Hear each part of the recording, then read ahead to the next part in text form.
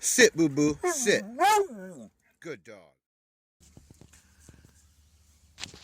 So I'm still in Bakersfield.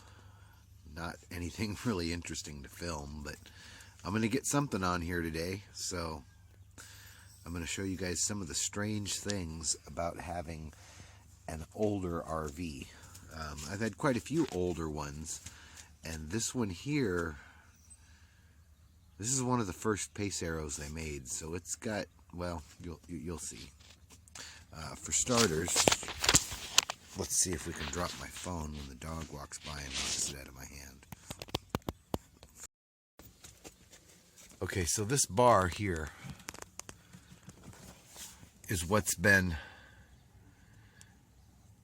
making me stress out so much about this vinyl, because the vinyl wraps itself around that corner, and I thought that this was attached into this, and I thought the same for this one. I thought it attached in there, but it's not. They're actually cut out. These are just little covers for screws.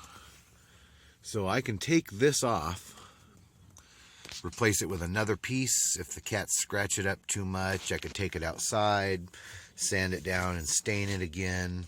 I'm not too worried about those little cat scratches, but this drives me nuts. You guys saw I'd put this on here. Well, that's how well it's holding up. So we're going to have to replace the vinyl. I'm not sure what we're going to use to replace it with yet. I'll think of something. I may just glue more carpet on. I just ordered a new vacuum. It's a special vacuum that vacuums down, and you flip a switch and it will vacuum up as well. It's a handheld. It's made for stairs, but if it'll vacuum, what is this, vertical? I always get those confused. If it'll measure vertical, if it will clean vertical carpet on a staircase, then why won't it clean it here in my house? And I have plenty of it. You don't always notice the cat hair, but this is one of the high traffic areas. The dogs jump in and out. Those are dog hairs there. We've got a few stray things here, so I don't know what I'm going to do with that. I may just put it, and I may eventually rip it out and put paneling in. Speaking of which, for the longest time, I thought that all of this was original factory, how it came. But if you look back here inside the cabinet that was built, you see that there's some of that thin wood paneling back there. So I'm even more certain now that all of this was not factory and it was built on later. And what's with this little square here that's cut out of the paneling? Is that like where they were smuggling drugs when this thing used to go back and forth across the border, like a hidden compartment? I don't think so, but there's no reason for that to be there. There's nothing on the outside. Maybe someday I'll get in there and peel it back and find a couple kilos and buy me a new motorhome. Actually, fuck the kilos. I want to find about 100 grand stashed in that little hole. I might have to tear that open sooner. It's got me curious now. So yeah, the reason I know that this thing has been to Mexico, let's see if the camera will zoom in on this here.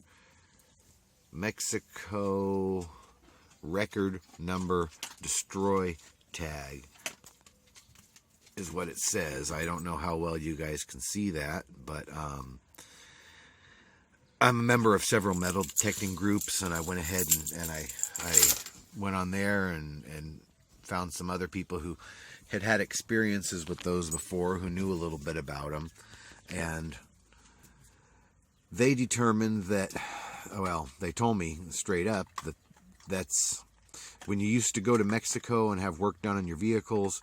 If you wanted keys done, they would make you a whole new set of keys, and they would give you one of those tags so that if you ever needed the keys replaced, you could look it up with the record number on that tag. that this is a very old system that they don't really use anymore, but it may help me to get replacement keys if I can't just get them made somewhere. I should have done that already. I haven't. She's up and down all day through here. That's just Sierra. So anyways, let's go to the next thing. Okay, so the sink. Again, remember, this thing is a 1971. The very first Pace Arrows were made in 1968 or 69. I should know, but I don't. There's my ghetto microwave slider stopper. What was I saying? Oh yeah, the point. Okay, if you notice, my water, it is a single valve. Flip up for on, down for off. So you may wonder, how do I control the hot or the cold? You don't. This thing was made so long ago that they did not put a hot water heater in it. There was no shower either. I've been using a solar shower for years, or I'll pay to use a shower someplace. I've considered buying one of these portable propane instant showers. Actually, I did have one for a while that I ended up trading to somebody because I didn't think I'd use it. But then there were times when I thought, well, I might use it. And so, I don't know. I may get another one of those. But I've been making do just fine with catching showers where I can. A lot of my camping, I try to seek out natural hot springs. And when you're soaking in hot water, or even rivers, if you're doing it daily, you almost, I mean, you can get funky, but you don't need soap as much if you're in water all the time, is what I'm getting at. So yeah, my sink, no hot water, just cold. That's just how they made it back then. On these older motorhomes, you don't find many side storage compartments. That's got my spare tire in there right now. I bought a rack to put the spare tire on the back, so that's going to go soon. We're going to get some aluminum tape, or maybe just paint. I don't know. I'm not very good at painting. I already showed you guys the split rims, which we've changed out to the newer style rims. But that was just one other strange thing about owning an older RV. Boo-boo. Boo-boo, come here. Did you get yourself all tangled up over here or what, huh? Uh-oh, there's a puppy over there. Did you hear it?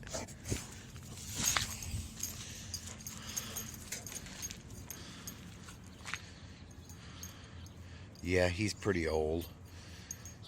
And he always limps because he got hit by a car when he was a puppy.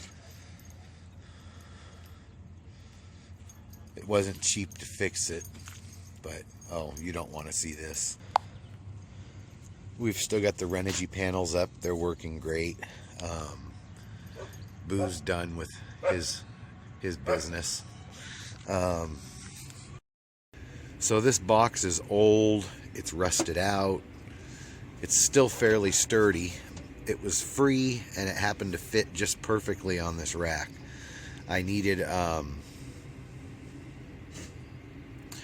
something for more storage, and eventually I'm going to buy one of these nice newer diamond plate boxes, and I'll mount it, even if I have to break this off to make it fit properly, or bend it out, whatever.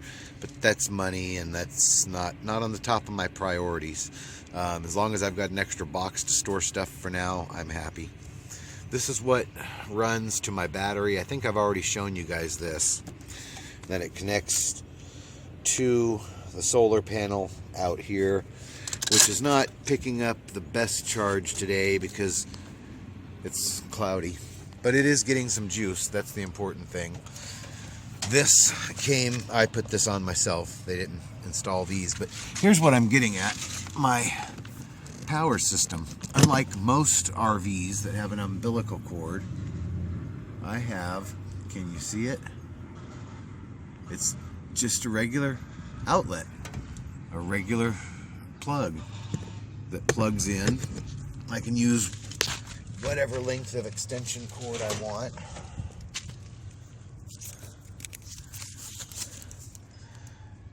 And the other end just plugs into a regular house. Now that could be a problem if I go to an RV park. I may have to buy an adapter that lets me plug this into the RV park's, motorhome style plug-in. I don't know what they call it. You know what I'm talking about if you've been in an RV. So yeah, those are just a few things about this that are kind of strange. Now the guy I got this from, he told me this is what they call a closed loop system.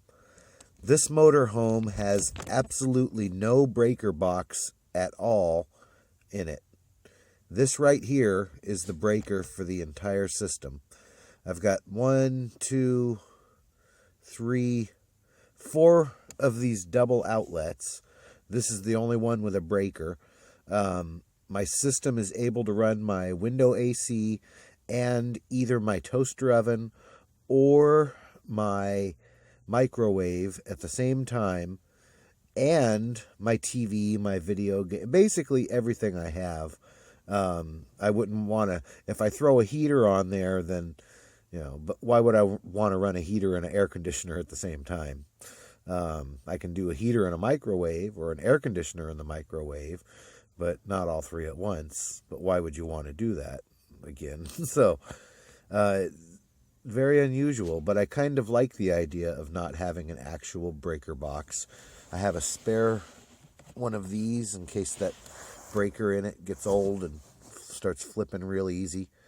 Up at the very front, it goes into a converter box, and the converter box converts all the 12 volt for all the 12 volt stuff in here. So I can run my 12 volt stuff off the battery or off of shore power through this same system. Like I said, it's just kind of weird. Before they started, really getting their stride with making motorhomes, I guess. I don't know. I've seen trailers that were much older than this and other motorhomes. So I don't know what Pace Aero was thinking when they made this one, but it all works fine. And I'm happy to not be sleeping over a breaker box every night, so that's nice. So do whatever you want in life, and don't let anyone tell you you can't.